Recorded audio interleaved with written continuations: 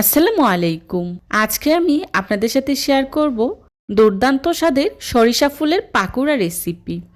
এখন শীতকাল, প্রচুর পরিমাণে সরিষা ফুল পাওয়া যায়। তবে গ্রাম অঞ্চলে সরিষা ফুলটা বেশি পাওয়া যায়, শহর অঞ্চলে খুব একটা দেখা যায় না। আজকে সরিষা ফুলের পাকোড়া তৈরি করার জন্য প্রথমে আমরা চলে এলাম সরিষা ফুল নেওয়ার জন্যে আমাদের ক্ষেতে। দেখতেই পাচ্ছেন আমি সরিষা ফুলগুলো তুলে নিচ্ছি। আমার যতটুকু প্রয়োজন সেই অনুযায়ী আমি সরিষা ফুল উঠিয়ে নিচ্ছি। এখন এই সিজনে প্রচুর পরিমাণে সরিষা ফুল পাওয়া যায়, চাইলেই আপনারা এই মজাদার পাকোড়াটা তৈরি করে নিতে পারেন। আজকের পাকোড়া তৈরি করার জন্য সরিষা ফুলগুলোকে আমি খুব ভালো করে ধুয়ে পরিষ্কার করে নিয়েছি। আমি ৩-৪ বার পানি পাল্টিয়ে ফুলগুলোকে খুব ভালো করে ধুয়ে নিয়েছি। তার সাথে নিয়েছি মসুর ডাল। এখানে আমি 1/3 কাপ মসুর ডাল 30 মিনিটের মতো পানিতে ভিজিয়ে রেখে খুব ভালো করে ধুয়ে পরিষ্কার করে নিয়েছি। এখন মসুর ডালগুলোকে আমি শিলপাটায় বেটে নেব। দেখতে পাচ্ছেন মসুর ডালগুলোকে আমি শিলপাটায় আধ ভাঙা করে বেটে নিয়েছি। তবে আপনারা চাইলে ব্লেন্ডারেও ব্লেন্ড করে নিতে পারেন। মসুর ডালগুলোকে আধ ভাঙা করে বেটে নিলে পাকোড়াটা খুবই মোচমোচে আর ক্রিস্পি হয়।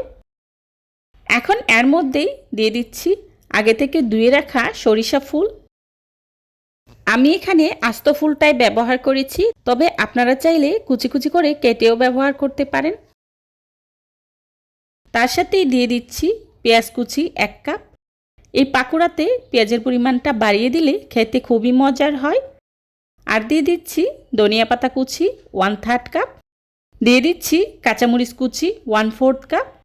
মরিচের পরিমাণটা আপনারা আপনাদের টেস্ট অনুযায়ী কম বেশি ব্যবহার করতে পারেন। আর দিয়ে দিচ্ছি চালের গুঁড়া 1/2 কাপ। তবে আপনারা চাইলে এখানে কর্নফ্লাওয়ারটাও ব্যবহার করতে পারেন।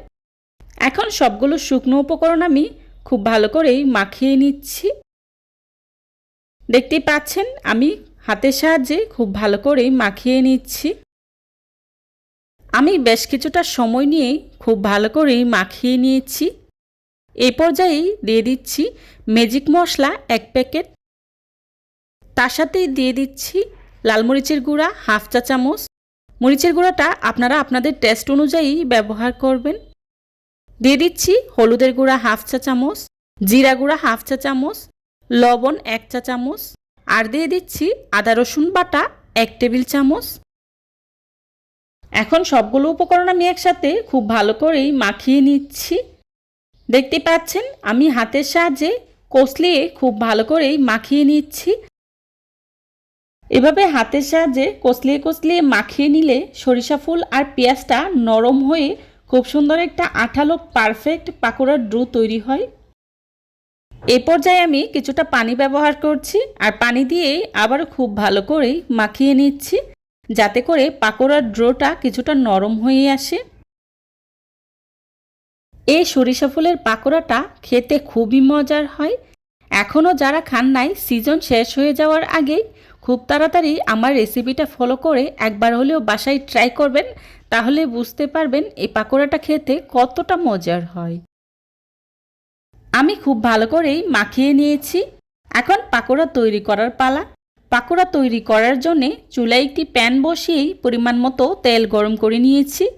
এখন এর মধ্যেই একে একে দিয়ে দিচ্ছি পাকোড়াগুলো। দেখতেই পাচ্ছেন আমি কিভাবেই দিয়ে দিচ্ছি। আমি পাকোড়াগুলোকে ডুবো তেলে ভেজে নিচ্ছি, তবে আপনারা চাইলে অল্প তেলেও ভেজে নিতে পারেন। যেভাবে ভাজুন না কেন পাকোড়াগুলো কিন্তু খেতে খুবই মজার হয়। একটা পাশ হয়ে গেলেই উল্টে দিচ্ছি, আর এভাবে উল্টে পাল্টেই পাকোড়াগুলোকে আমি মচমচে করেই ভেজে নিচ্ছি। চুলা রাসটা মিডিয়ামে রেখে পাকোড়াগুলোকে ভেজে নিতে হবে, এতে করে পাকোড়াগুলো খুবই মুচমুচে হবে। আমার পাকোড়াগুলো ভেজে নেওয়া হয়ে গিয়েছে। দেখুন পাকোড়াগুলোকে আমি ব্রাউন কালার করে ভেজে নিয়েছি।